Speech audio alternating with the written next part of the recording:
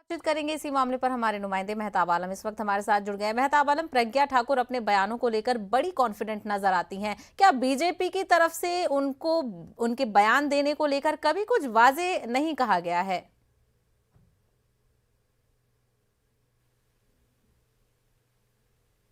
हम इस सरोकार से कोई ताल्लुक नहीं होता।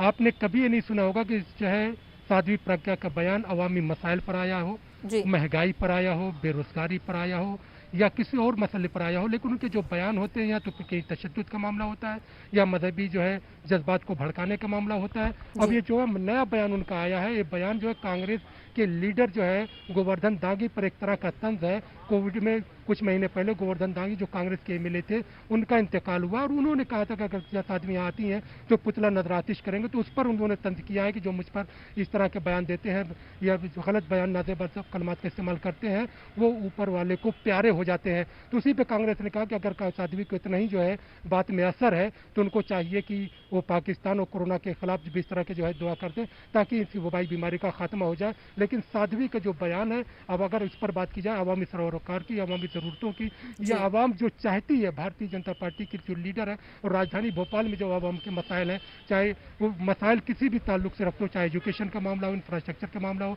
बढ़ती हुई महंगाई का मामला हो, बेरोजगारी का मामला हो या लैंड ऑर्डर का मामला हो या ख्वातीन की असमतरी का मामला हो, इन तमाम चीज़ों पर साध्वी हमेशा खामोश रहती हैं। लेकिन इस बयान से एक तरह की खास हलचल मच रही है क्योंकि साध्वी का जो बयान हो कांग्रेस पे एक तरह का तंज है।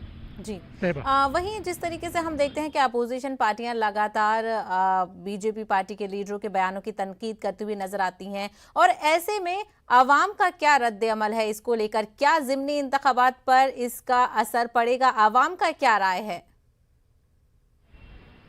देखिए मैं बताऊं कि मध्य प्रदेश की जिन 4 सीटों पर, एक जी। पार्लिमानी सीट है, 3 असेंबली सीट है, जिस पर जो है 30 अक्टूबर को वोट डाले जाएंगे, वहां पर जो मुद्दा जो शुरू हुआ था, जो महंगाई को लेकर जो बात शुरू हुई थी, जो कोविड में जो हालात हुए थे, जो हुकूमत का फेल्योर था या डेवलपमेंट के जो इश्यूज थे, वो सब के सब गायब हो चुके हैं। अब इस वक्त सिर्फ जो पूरी राजनीति चल रही है वो एक दूसरे पर इल्ज़ाम तराशी की चल रही है। जो अगर जो है कांग्रेस की बात करें तो कांग्रेस जो है वजीर आला शिवराज सिंह के ऐलानात और उनके नारियल फोड़ने को तनकीद का निशाना बना रही है, और अगर भारतीय जनता पार्टी की बात करें तो कांग्रेस के 15 महीनों का हिसाब मांगने की बात हो रही है। तो दोनों पार्टियों के जरिए जो सियासत हो रही है, साध्वी का बयान करें, इसमें अवामी दर्द कहीं पर नजर नहीं आ रहा है।